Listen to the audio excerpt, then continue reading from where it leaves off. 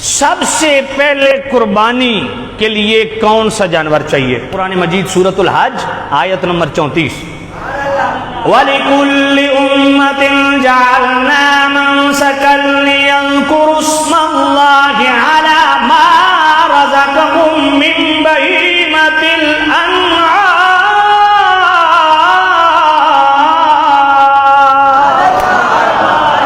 قربانی کے لیے جانور کون سا چاہیے؟ بہیمۃ الانعام۔ بہیمہ کہتے ہیں چوپائے جانور کو، انعام کہتے ہیں پالتو جانور کو۔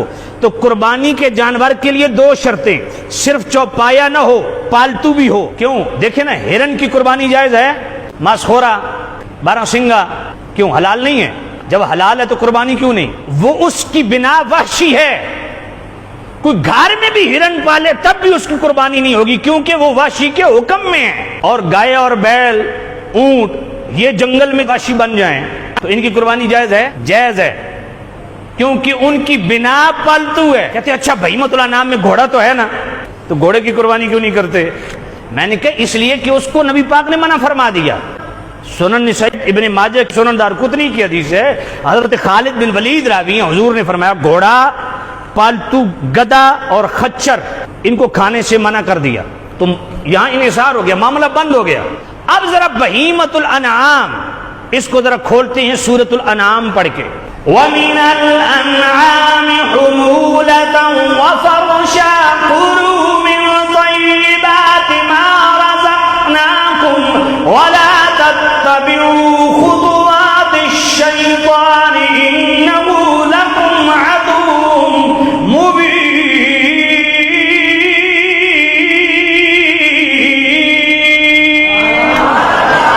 ثمانية أزواج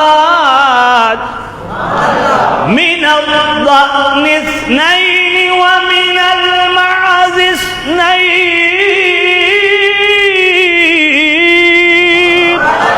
قل آذكرين حرم أم الأنثيين أما اشتملت عليه أرحام الأنثيين نبئوني بعلم إن كنتم صادقين ومن الإبل اثنين ومن البقر اثنين قل آذكرين حرم أم الأنثيين أما اشتملت عليه أرحام الأنثيين۔ وَمِنَ الْأَنْعَامِ حُمُولَةً وَفَرْشًا، فرمایا جانور دو طرح کے ہیں، ایک ہیں سواری والے، ایک ہیں ذبح کرنے والے۔ جو ذبح کرنے والے ہیں کُلُوا مِن طَيِّبَاتِ مَا رَزَقْنَاكُمْ، ان سے کھاؤ۔ قربانی کے جانور سورۃ الانعام آیت نمبر 142 مِنَ الضَّأْنِ اثْنَيْنِ، بھیڑ سے دو، نر اور مادہ۔ وَمِنَ الْمَعْزِ اثْنَيْنِ، بکری سے دو، نر اور مادہ۔ کتنے ہو گئے؟ 4۔ وَمِنَ الْإِبِلِ اثْنَيْنِ، اونٹ سے دو، نر اور مادہ، 6۔ وَمِنَ الْبَقَرِ اثْنَيْنِ، گائے سے دو، نر اور مادہ۔ کتنے ہو گئے؟ 8۔ یہ 8 وہ جانور ہیں جن کو قرآن نے بیان کیا۔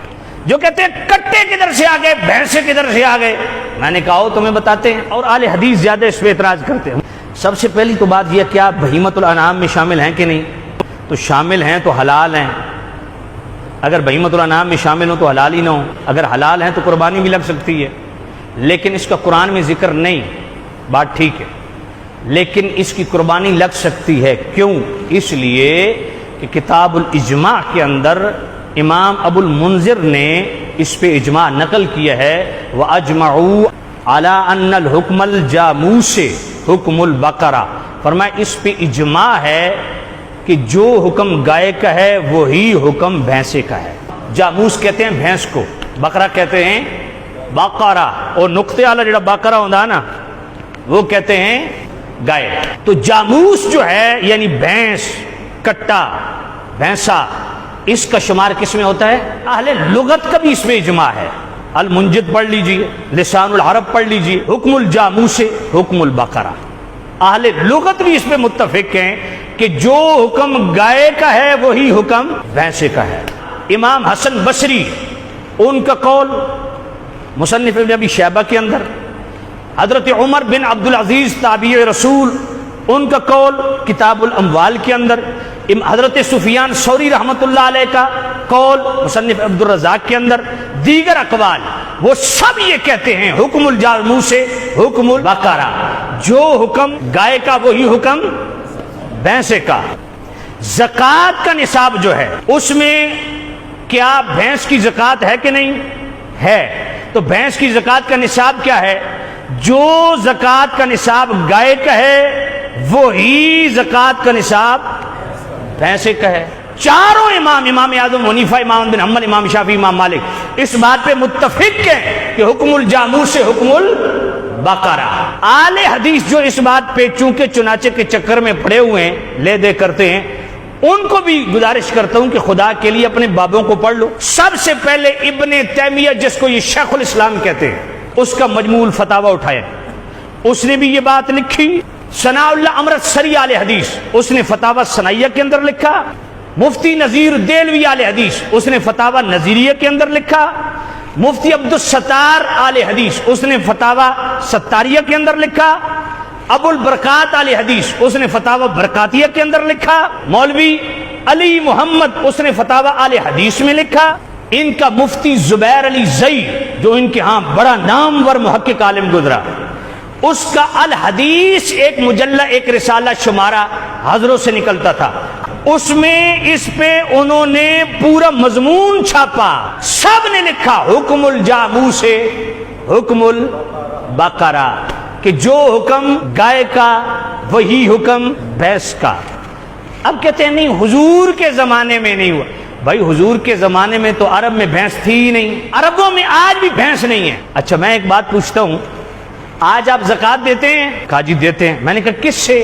سونے کی زکوٰۃ دیتے ہیں؟ کہا جی۔ چاندی سے دیتے ہیں؟ جی۔ میں نے کہا کس سے دیتے ہیں؟ سونے سے، سونے کی ڈلی سے دیتے ہیں؟ چاندی کی ڈلی سے دیتے ہیں؟ کہا نہیں، روپے پیسے سے دیتے ہیں۔ بھائی حضور کے زمانے میں، صحابہ کے زمانے میں، تابعین کے زمانے میں، تبع تابعین کے زمانے میں روپیہ پیسہ تھا ہی نہیں، تو زکوٰۃ کیسے دیتے تھے؟ کہا سونا چاندی سے، ان سکوں سے زکوٰۃ دیتے تھے۔ تو میں نے ان سکوں سے زکوٰۃ دیتے تھے، تو جناب میرا یہی سوال ہے کہ آج روپے پیسے سے زکوٰۃ کیسے ادا ہو جاتی ہے؟ حضور کے زمانے میں تو روپے پیسے سے زکوٰۃ نہیں دیتے تھے۔